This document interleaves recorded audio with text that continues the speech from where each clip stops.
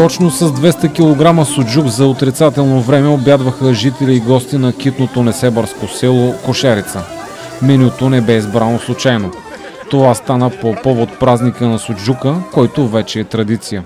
Отбелязва се всяка година на 14 януари на площада в центъра в Кошарица, където стотици дами и господа и техните деца опитаха и отличиха с висока оценка суджука, осигурен с решаващото съдействие на община Несебър.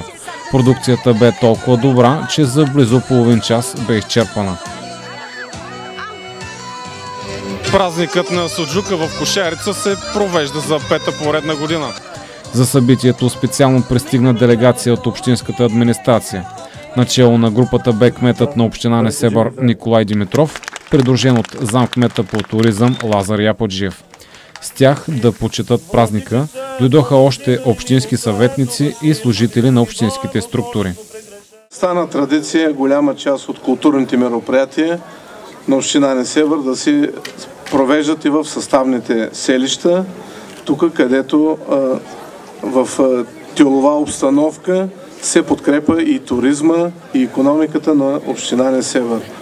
Община Несебър, всички знаем, е община стабилна във всяко едно отношение и такава община не води политика на оцеляване, тя води политика на планиране, затова ние планираме много неща, дългосрочно развитие, както и по отношение на културните празници. Идеята е не толкова да покажем и традицията, но идеята е да се събираме, да сме обединени, да сме заедно, защото в условията на криза, в изпитанията, които предстоят и пред държавата, и пред общината, само обединени можем да излезем от тази ситуация. Искам да пожелая на всички през новата 2015 година здраве, късмет, щастие, Господ да закриля вас и вашите семейства. Благодаря ви. Като домакин на празничното мероприятие, кметът на Кошарица Павел Павлов прие поканата за интервю, в което разказа за празника и развитието му през годините. Господин кмете, лесно ли се организира един вид подобно събитие? Не е много лесно. Макар че го правим за пета поредна година, винаги има една тръпка как да се представяме все по-добре, винаги играело и много важна роля времето. Днеска имаме един щастлив ден, времето е слънчево. Когато времето е слънчево, усмивките са много повече в лицата и на мен, и на моите съграждани, и на гости. Лесното е това, че го правим за пета поредна година. По принцип нямаме някакви различия в организирането на празника. Празника се състои в изпичане на домашна наденица, така да я наречем, и в вино, хляб и безалкохолно. Тази година ще участват на празника наши местни фолклорни групи. Имам предвид певческа местна група и танцов състав. Миналата година имахме други гости от Бродилово, но това всичко е свързано с финанси, така че тази година не можем да си позволим да поемем. Имаме огромното желание да дойдат много хора, но да си дойдат с тяхни средства. Просто да участват на този ден. Ако се върнем малко назад във времето, кой подаде идеята за създаването на този празник? Как се тръгна? Каква беше тръпката още в началото? Мога да скрия кой даде тази идея. Щом за пета година, значи това беше в предния мандат. Госпожа Ели Кирилова, тогавашният заместник кмет по културата и образованието, идеята беше нейна. Тя събра нас колегите от съседните селищни системи и решихме в 3 села да направим тия празници, като развъртяхме две думи томболата. На Кошарица се падна честта да правим празника на луканката или на суджука. В Гелеово се прави празника на малото вино и в Розария празника на хляба. От тогава ние всяка година празнуваме този празник. Хубавото е това, че на населението в Кошарица остава още една традиция. И да се надяваме това да продължи. Това може би се превърна в най-големия празник за селото. Но искам още веднъж да се повторя, всичко дължиме на община Несебър. Всичко това, което се прави в момента, спонсорството е общината. От нас остава организацията за момента и голямото настроение, което ние искаме да дадем на нашите хора и на нашите гости. Можем да отбележим също така, че суджука се раздава абсолютно безплатно, Да, не се заплаща. тук всичко днеска не струва никакви пари. Нито суджука, нито виното. Всичко, което в момента се прави на площада, всичко е безплатно. Абсолютно. А вярвате ли, че всичкото... 200 килограма суджук днес ще бъде изпечен и 200 литра вино. Ако не достигне в един момент, имаме за готовност и за още килограми по принцип, но гледаме, нали, да влезем в лимита, който не е спуснат. А вярно е, че всичко това, което се организира е лично от вашия джоб? Говорим за суджука конкретно. Не, от моя джоб няма нищо. От моя джоб може би ще остане нещо да допълня.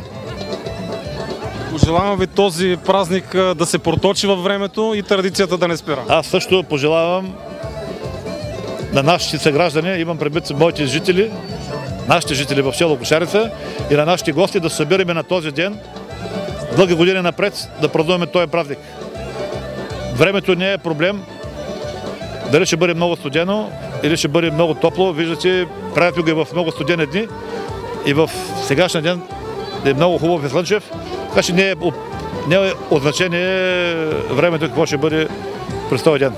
В конкурсната програма тази година се включи само един участник – Атанас Кабаков. Неговото производство обаче получи висока оценка от всеки, който успя да го опита. За майсторството си и коража Несебърлията бе награден с грамота и принадлежности за камина. Жив и здрав!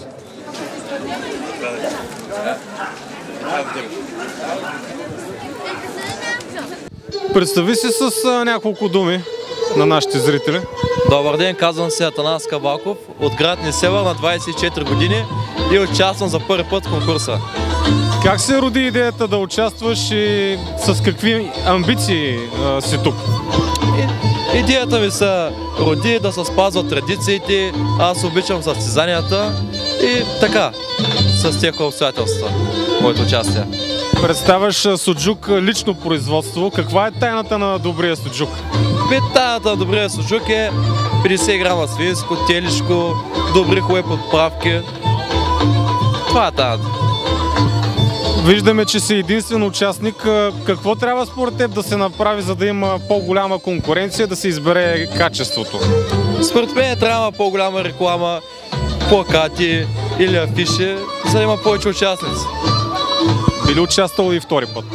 Да, бих участвал с желание и втори път. Благодаря ти.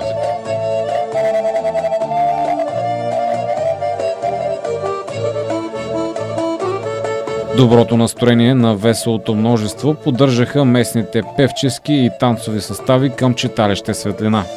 Специални гост-участници на празника бяха и квартет ученици от бургаското училище Димчо Дебелянов. Талантите зарадваха присъстващите с изпълнение на 4 гайди, нещо, което бе възнаградено от публиката с горещи аплодисменти.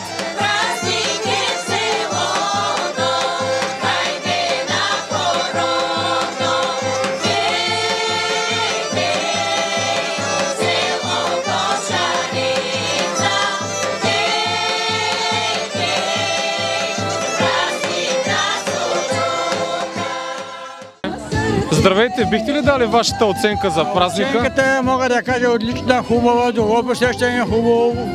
Кмета на общината дойде, кмета местния на селото дойде, изказа си словата. От това по-хубаво няма. Хубаво рок, хубава песни. Традицията се поддържава, възбужда се българския народ с старите традиционни празници, които вдъхновява българина и т.н. Всичко хубаво е. Весело, много е хубаво. Качеството на суджука? И закуска хубаво дават, и пиене има. Само здраве да има да идеш.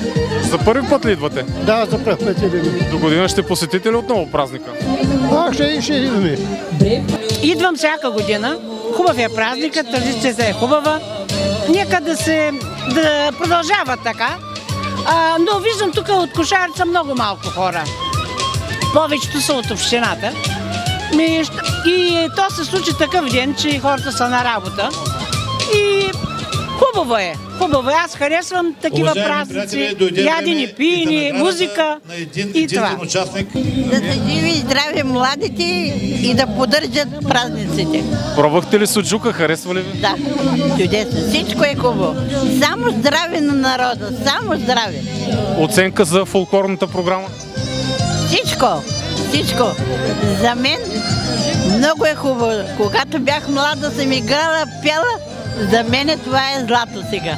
Но празника е сравнително нов. Нова традиция едва от 5 години. Добре го направили този празник.